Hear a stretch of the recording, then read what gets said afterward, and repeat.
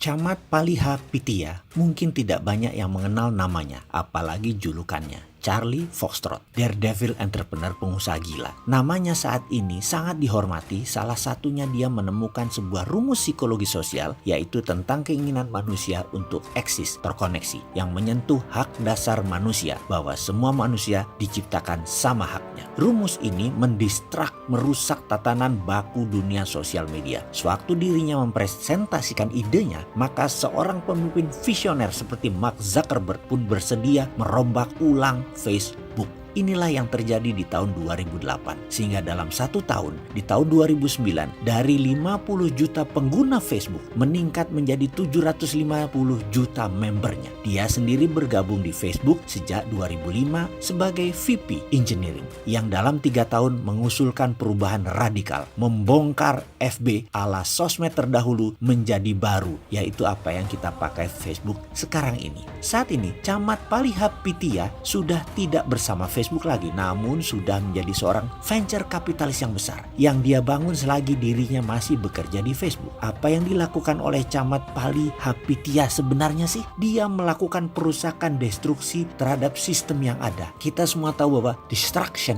is job number 1 before competition does it for us. Merusak adalah pekerjaan utama. Ini adalah kata-kata provokatif dari Tom Peters, pakar manajemen yang visioner kira-kira 10 tahun yang lalu. Tugas utama pemimpin bisnis adalah merusak bisnis. Sekilas pernyataan ini gendeng, tapi coba kita lihat. Pernyataan Tom 1 dekade lalu ini terbukti benar adanya. Menurut Tom, kini seorang pemimpin bisnis memang tak cukup lagi hanya piawai membangun bisnis. Dia juga harus piawai merusak bisnis. Steve Jobs piawai merusak Apple dari Apple 1.0 yang hampir bangkrut menjadi Apple 2.0 yang gagah perkasa dengan iPod, iPhone, atau App Store-nya. Di Indonesia, kita punya Ignatius Jonan yang piawai merusak KAI 1.0 yang lelet menjadi KAI 2.0 yang gesit. Helmi Yahya merusak TVRI 1.0 yang kuno dan tidak menarik dalam hanya 2 tahun menjadi naik 300 share ratingnya seperti saat ini, TVRI 2.0. Sebaliknya, perusahaan-perusahaan yang dulu hebat seperti Kodak, GM,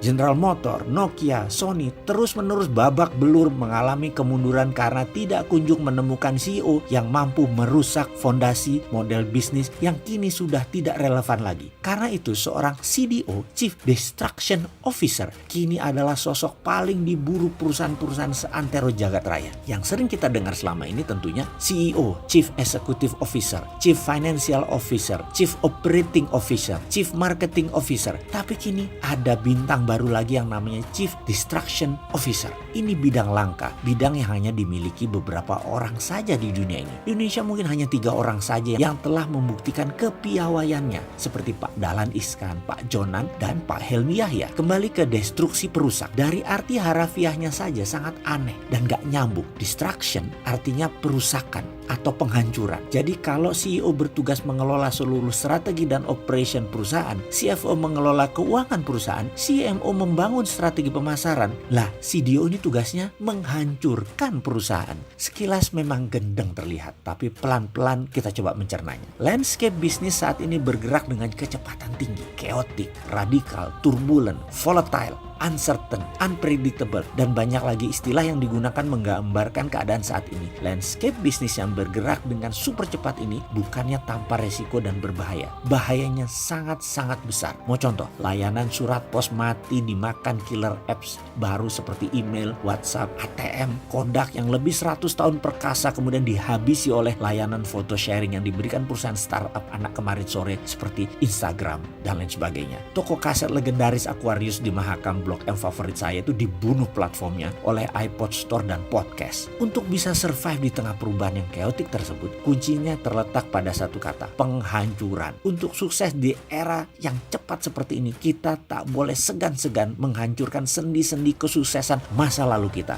Break with the immediate past. Kenapa? Karena barangkali formula dan sendi-sendi kesuksesan tersebut sudah tidak relevan lagi sekarang. Ke depan, bagaimana dengan bisnis Anda para sahabat? Kalau bisnis model tidak cocok lagi lagi dengan masa kini dan masa depan, segera hancurkan, kemudian bangun kembali organisasi Anda tersebut dengan cepat. Kita tak perlu ragu untuk menghabisi model bisnis lama yang sudah tak relevan lagi dengan yang lebih baru, dengan yang lebih fresh. Kita harus segera, kapanpun kita harus siap dan tak segan-segan melakukan creative destruction, penghancuran secara kreatif. Saya ulangi sekali lagi, hancurkan model bisnis lama yang tidak relevan lagi sekarang. Kita semua tahu efek virus corona dan perang dagang berkepanjangan Amerika-China, Indonesia bisa masuk ekonomi sulit dari sekarang sampai ke depannya. Ini bisa kapanpun datang dan terus mengintai merugikan bisnis kita tanpa sinyal, tanpa pemberitahuan. Maka creative destruction harus menjadi keseharian operasi perusahaan kita, organisasi kita, tim kita, sistem yang kita bangun, budaya perusahaan kita haruslah memiliki kapasitas dan kepiawaian untuk melakukan creative disruption. Sahabat semua, sehubungan dengan hal itu,